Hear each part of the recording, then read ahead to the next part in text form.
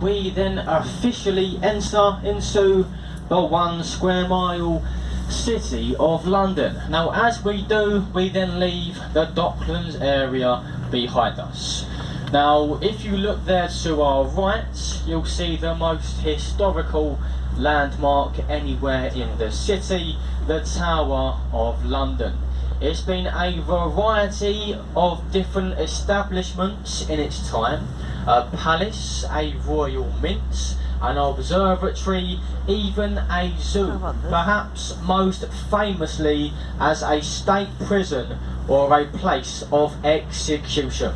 Today the tower is home to the crown jewels, guarded by the London Beefeaters.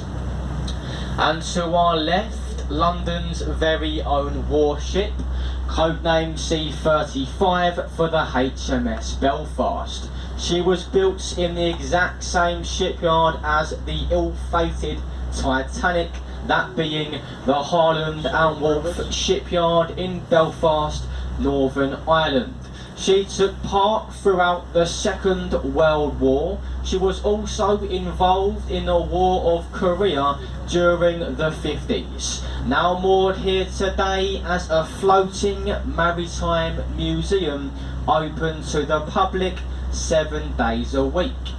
And there to our right, the white building with the clock face in the centre, this is Walter Guard House, home for this country's customs and excise. It's over here in that building all the illegally imported contrabands that are taken from the ports of London, like drugs, tobacco and alcohol, are stored for 1 year.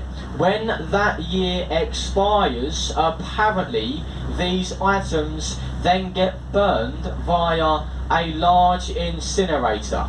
It's said that when an item gets burned, black smoke would appear from the black chimneys situated at the top. But my colleague has been working here now a few years, and he tells me he's never ever seen a puff of smoke coming from any of those chimneys. However, it is strongly rumoured they do host the best Christmas parties anywhere in London.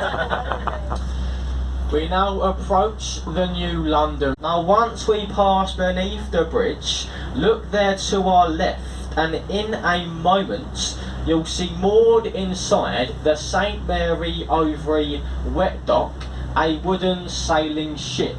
Now folks, raise your hands if you've ever seen the film The Pirates of the Caribbean. Yes? Well, if you have, you'll quickly realise that ship there to our left has absolutely nothing to do with that film. That's a full-scale working replica of Sir Francis Drake's old galleon, the Golden Hind, moored here today as a museum open to the public.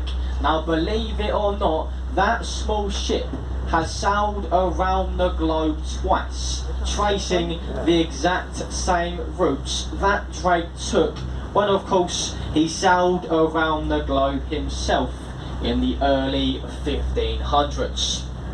Now once we pass beneath the Cannon Street railway bridge, coming up to our left hand side again, you'll see a small brown brick building with red painted window frames. This is a famous riverside pub called the Anchor at Bankside. Now parts of this building, they do date back to the year 1615, making it over 400 years old. This pub to our left was made famous by Shakespeare and his players, Charles Dickens, the two famous diarists, Dr. Johnson and Samuel Pepys. Also, it's where I will be in about 2 hours' time. The Anchor Tavern to our left, just before we go beneath the Southwark Road Bridge. This bridge was completed in 1921. It was built to relieve the pressure and to ease the congestion from the old London Bridge. When we pass through it, look there to our left hand side again, you'll see the large brown brick building with the tall chimney stack in the centre. This is the old Bankside power station, no longer in use. Today it's been bought up and converted into the Tate Modern Art Gallery. Now it is entirely free to enter this building. You pay absolutely nothing, so go inside and have a look. Now that must say an awful lot about the exhibits they are showing inside. Now folks, if you really want to see unmade beds and piles of empty beer cans, you can come round my house and I won't charge you either. They do call it a collection of retrospective artistic pieces. Now that does stand for the word crap. Look there to our right though and you'll see a real piece of artwork. We get a great view of the impressive grey dome golden cross of St Paul's Cathedral, said to be Sir Christopher Wren's masterpiece. It was completed in 1710. It took 35 years to build at a cost of just under £100,000. Building with the green sloping roof and the black spinnacle in the centre.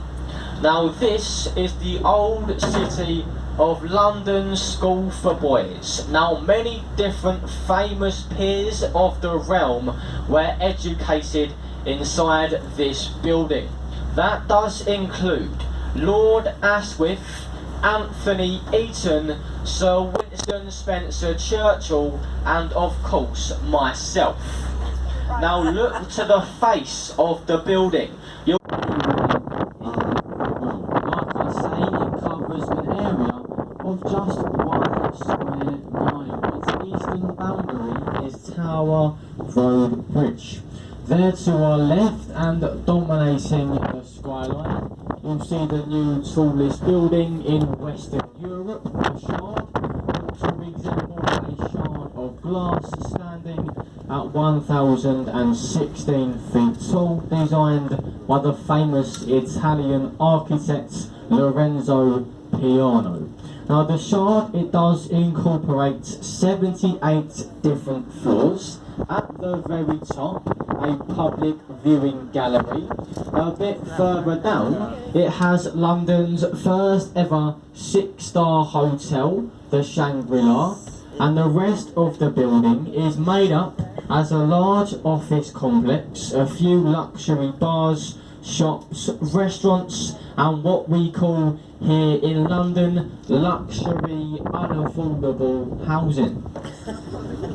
Now, coming into view, and arguably the most famous and photographed bridge anywhere in the world, the twin suspension and basketball Tower Road Bridge, completed in 1894.